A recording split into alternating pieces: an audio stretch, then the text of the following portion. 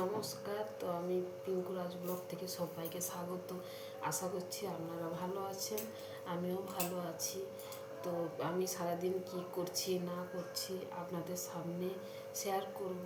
তো যতটা পারবো আপনাদের সামনে তুলে ধরার চেষ্টা করব। তো ভিডিওটা দেখে পাশে থাকবে। তুলেছি তো সকালের ওষুধ আছে, মাকে এখন খাওয়াচ্ছি। এই না মা, মুখটা খুলো।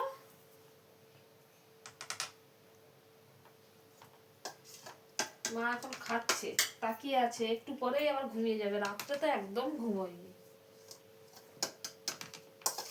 বাজারে যাবে ঘুরতে? হ্যাঁ না বলছে বাজারে যাবে, চলো। তুমি তো ঘুমিয়ে আছো সব সময়। হ্যাঁ তুমি তো সবসময় ঘুমিয়ে। তো আজকে দুপুরে রান্না করব।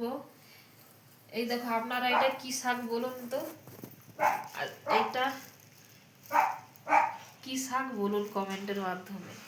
তো এই শাকটা, এই আলু বেগুন কাটা হয়ে গেছে, আলু বেগুন বড়ি দিয়ে করব, আর করব ডাল।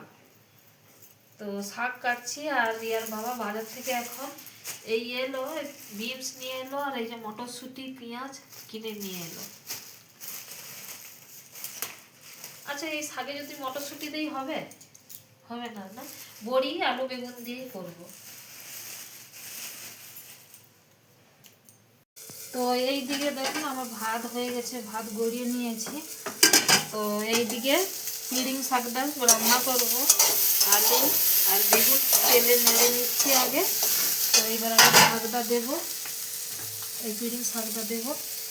আর এইদিকে দেখুন আমার ডালটা রেডি হয়ে গেছে, ডাল হয়ে গেছে। শাকটা এইবার দেবো।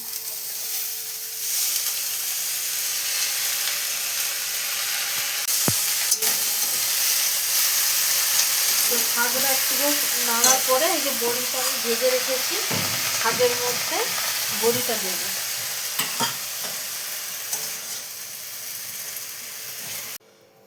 তো আমার দুপুরে সবাই এখন খেতে বসে পড়েছে। আগে মাকে খাইয়ে দিয়েছি, তো মা এখন খেয়ে ঘুমোচ্ছে, আর আমরা এখন খেতে বসেছি। তো আজকে দুপুরে আমাদের রান্না হয়েছে, ডাল করেছি, আর এদিকে হচ্ছে পিড়িং শাক, এই যে বেগুন আর বড়ি দিয়ে আলু দিয়ে করেছি। তো আজকের এই রান্নাই হয়েছে।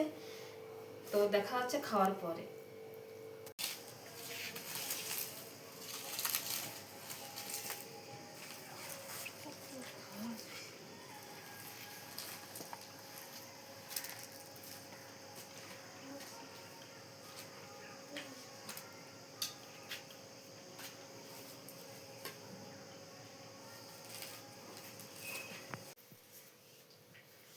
তো মার পাটা এখন তেল লাগাচ্ছি, কিন্তু মার পাটায় দেখো ফোলাটা আগের থেকে একটু কম হয়েছে না?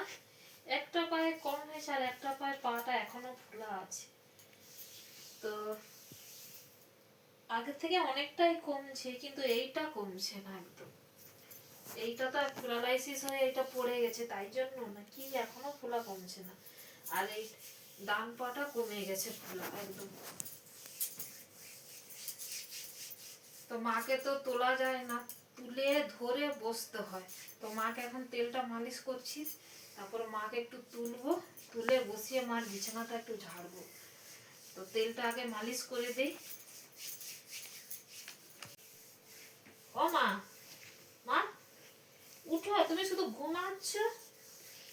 হ্যাঁ, তো মা এখন এই টাইমে ঘুমিয়ে নিবে, রাত্রে একদম ঘুমোতে পারে না, শুধু বলবে ব্যথা করছে।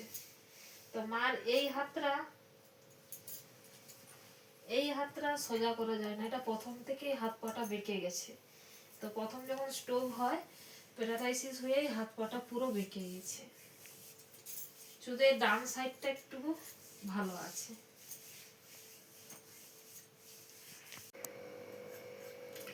তো রাত্রে রান্না করব, রুটি খাবে, তো তাই জন্য এদিকে বাঁধাকপি কেটে নিয়েছি। তো বাঁধাকপির সবজি করব আর রুটি করব। তো রাত্রে বাঁধাকপি আর রুটি হবে। তো বাঁধাকপিটা কাটা হয়ে গেছে, তো এই যে আটা মাখাচ্ছি, এখন রুটি হবে।